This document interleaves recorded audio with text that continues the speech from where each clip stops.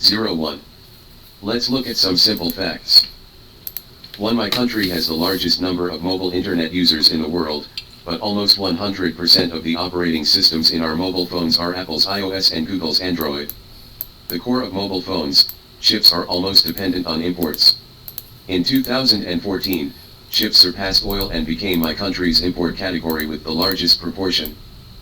2. My country has the largest number of computer engineers in the world, but almost no programming language has been invented, and there are very few open source frameworks, protocols, and standards that come from China and are widely used in the world.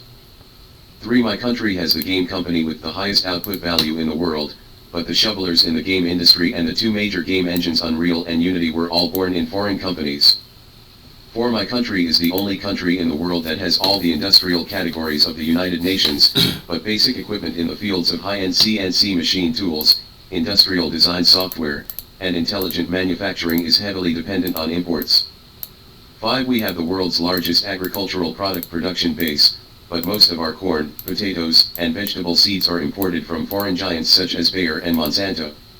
Among the top 10 seed companies in the world, only Syngenta and Longping High-Tech are in my country, of which the former is still in acquisition.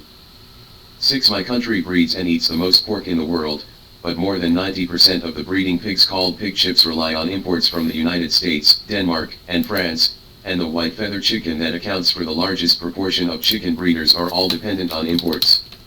7. We are the world's largest drug consumer, but the gap between my country's innovative drug industry and developed countries is extremely huge. Among the world's top 10 pharmaceutical giants, none of the Chinese companies is on the list.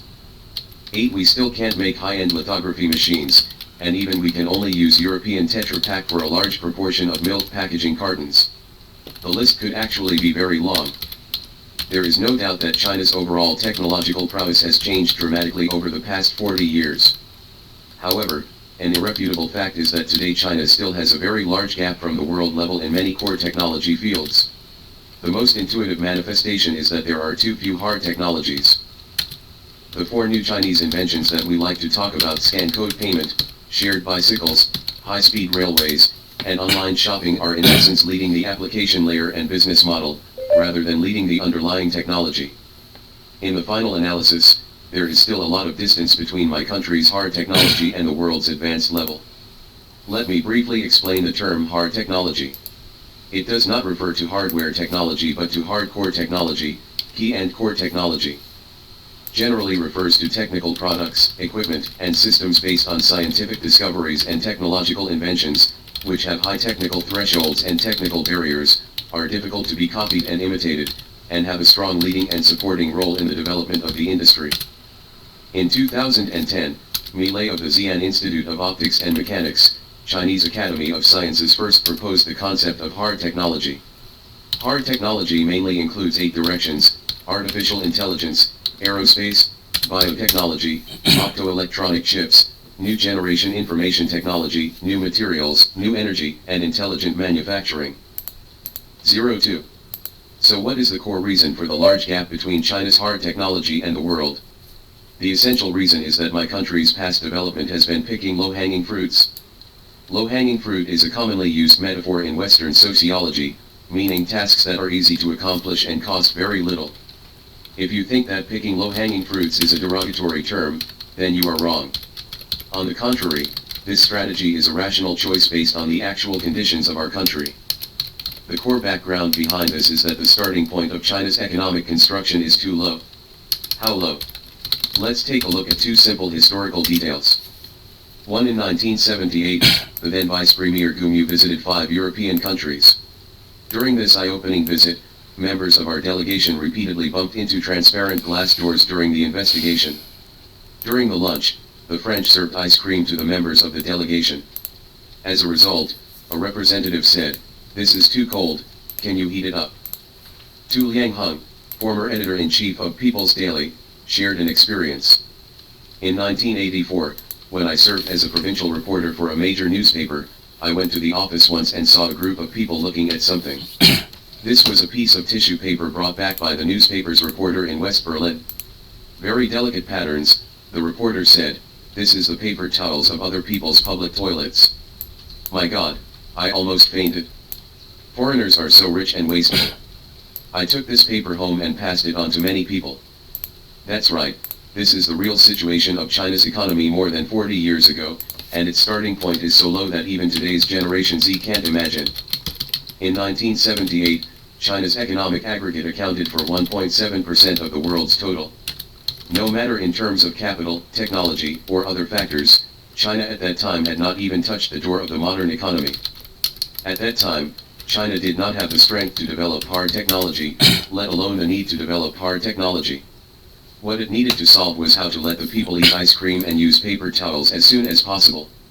03. China's strategy for picking the low-hanging fruit is to introduce technology through cooperation and expand production by taking advantage of labor costs. This also has an important basis in economics.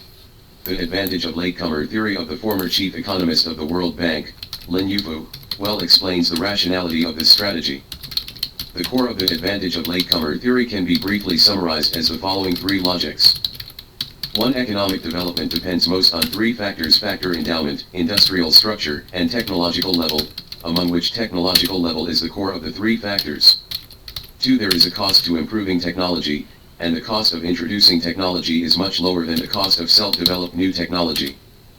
3. Countries with low technological levels have a late mover advantage in economic development because they have ready-made advanced technologies that can be introduced. So, according to the advantage of latecomer theory, what we are facing is an orchard with both low-hanging and high-hanging fruits. There is no doubt that picking the low-hanging fruit first is the best choice. After all, it was time-consuming and labor-intensive to build a ladder to pick high fruits, and we couldn't even afford the wood for the ladder. Make money first. 04. Two examples of Ma Yun and Lu Chuanzi vividly illustrate our strategy. On August 1999, the 35-year-old Jack Ma started his second venture outside of Yellow Pages, China, in the Lakeside Garden in Hangzhou, the establishment of Alibaba.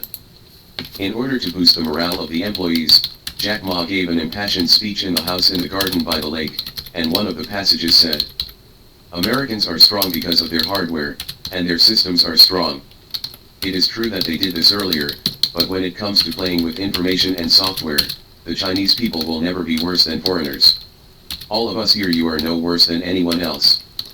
Playing with information and playing soft has become the model of almost all Chinese internet companies in a certain sense. There is no need to do low-level innovation, and the huge market at the application level is enough for startup companies. Coincidentally, in March 1998, Computer World magazine published Lu Chuanzi's article Trade, Industry, and Technology, Triple Jump.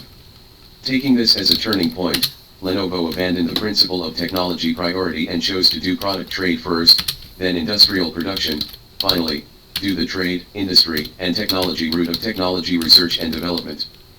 It is not accidental that Ma Yun and Lu Chuanzi both adopted similar strategies, but they made the choice to maximize the benefits under the objective conditions of the development level and technical level at that time. People cross the river by feeling the stones, and we cross the river by feeling others. In game theory, there is also a famous smart pig game model, which roughly describes that the big pig and the little pig press the button on one end of the pipeline, and food will come out from the other end. If they are pressed at the same time, the big pig will earn more than the little pig. But pressing this button will cost time. At this time, the optimal strategy for the little pig is to stand still and wait for the big pig to press it.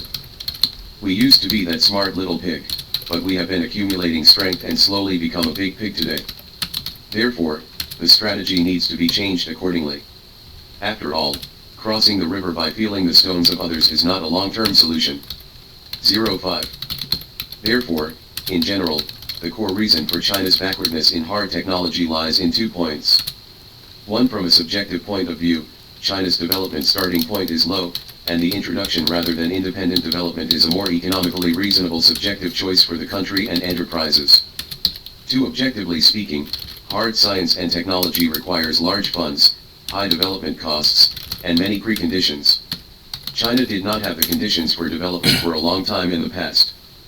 China's high growth in the past mainly came from the background of globalization. The technological dividends of the first 3 scientific and technological revolutions spread. We rationally took advantage of the large-scale domestic demographic dividends and introduced international technologies. We found a suitable position in the global division of labor and completed the primitive accumulation at the economic and technical levels. Economist Raoul Previs used the center-periphery theory, core and periphery theory, to explain the global division of labor in the previous world. Developed countries such as the United States are the center in the model, and emerging economies such as China are in the periphery of the model. The central countries occupy the high-end part of the industrial chain, while the periphery countries occupy the low-end part of the industrial chain, and the two benefit from each other through trade. However, as the technology of the peripheral countries continues to improve, their industrial chains will also move from low-end to mid to high-end. The result is that the industrial chains of the peripheral countries are getting longer and longer, while the industrial chains of the central countries are getting shorter and shorter. This is actually the entire history of past industrial changes in China and the United States. Under the historical background that the world has entered the stock game, the current round of technology cycle has entered the end, and a new round of scientific and technological revolution is gestating. All major industrial countries have all locked their strategic goals in hard technology. China launched Made in China 2025, the United States proposed a reindustrialization strategy, and Germany emphasized the Industry 4.0 strategy. As a former peripheral country, we have gradually begun to become a central country in small regions such as Southeast Asia. To further occupy a more strategic position in the global industrial chain, China must gnaw at the last hard bone of hard technology. And this is bound to be an uneven road, and the process is not as simple as many keyboard warriors say. 06. Any advanced technology does not pop out from the cracks of stones, it depends on many conditions, ecology, and time. Taking the integrated circuit industry where the chip is located as an example, it involves a very long upstream and downstream chain. From the perspective of large links, it at least includes chip design, manufacturing, equipment, materials, testing, packaging and testing, and industrial software. Extremely complex technology. Taking the lithography machine with high media exposure as an example, it is only a link in the chip manufacturing process, but it is extremely critical. At present, only the EUV lithography machine of ASML company in the Netherlands can do the advanced process chip manufacturing of 5 nanometers and below. And such a machine worth $150 million requires more than 100,000 plus parts, 3,000 plus cables, and 40,000 plus bolts. These parts come from more than 5,000 suppliers in many countries. The core light source comes from the United States, and the optical lens comes from Germany. Among them, the American light source accounts for 27%, the Dutch cavity accounts for 32%, Japanese materials account for 27%, and German optical systems account for 14%. An EUV lithography machine weighs 180 tons and requires 40 containers to complete shipping and loading, and the commissioning process takes more than 12 months. Part of EUV lithography machine. Sam Shivkumar, director of Intel's lithography department, once said, "A high-end lithography machine is a very difficult technology, and in terms of complexity, it probably falls into the realm of the Manhattan Project. Many people say that we could make an atomic bomb back then, so why can't we make a lithography machine? That's right, in a sense, its difficulty is at the level of the atomic bomb.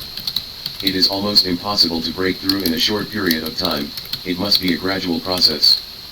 From this example, we can see that the difficulty of hard technology breakthroughs lies in the barriers of patents and other technologies themselves, industrial chain barriers and time barriers.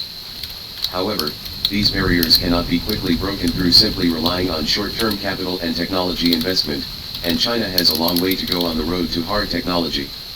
07. The reason why many low-level technologies in China have insufficient development momentum is that there is another feature that is easily overlooked. Compared with the application layer, the absolute output value of the low-level technology is usually small. For example, the digital economy is a large market with a global output value of $32 trillion, while the next level electronic information industry, including computers, communications, and electronics, is about $5 trillion. The next level of the chip industry, the global scale, is only about $440 billion, and then the lower level of the lithography machine subdivision track, it has only reached the level of tens of billions of dollars. When the output value of the entire track is only at the level of tens of billions of dollars, and there are stable leading companies, capital is usually unwilling to bet, because the imagination space is too small, and even if it occupies 100% of the share, it is not attractive. Big. At the same time, the return cycle of the underlying technology is much slower than that of the application industry, and it often requires a long period of accumulation. For example, TSMC, the king of the chip industry, was born in 1987, and ASML, the leader of lithography machines, was born in 1984, both of which are the result of decades of long-term technology accumulation. This is very different from internet projects that end the battle in a few months by burning money. Capital is unwilling to wait, and Chinese capital is even more impatient. According to PitchBook data, the average holding period of Chinese VC projects is only 3.3 years, compared with 8.2 years on average for American VCS. Therefore, the small output value and long payback cycle of vertically segmented industries are also important reasons why domestic capital is unwilling to bet on hard technology segments. 08. Of course, we have also seen some gratifying changes at the hard technology level, and these changes come from multiple levels. First of all, the top-level design at the national level spares no effort. China's national strategy has been formulated to become an innovative country by 2035, and to become a world science and technology power by 2050.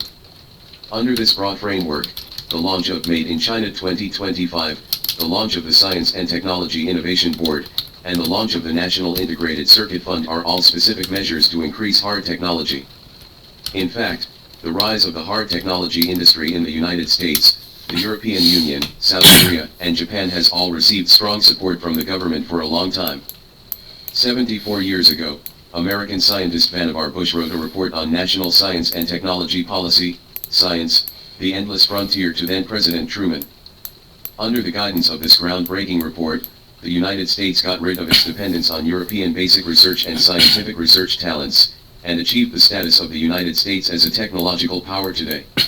Secondly, in terms of investment orientation in the industry, more and more capital has begun to enter the field of hard technology. In recent years, it has even entered a climax of hard technology investment. Among them, 2020 is a historic turning point. Semiconductor investment surpassed the internet for the first time, becoming China's #1 investment track. A large amount of capital investment is a good thing, but in fact, it is also necessary to prevent the negative effects of overheating.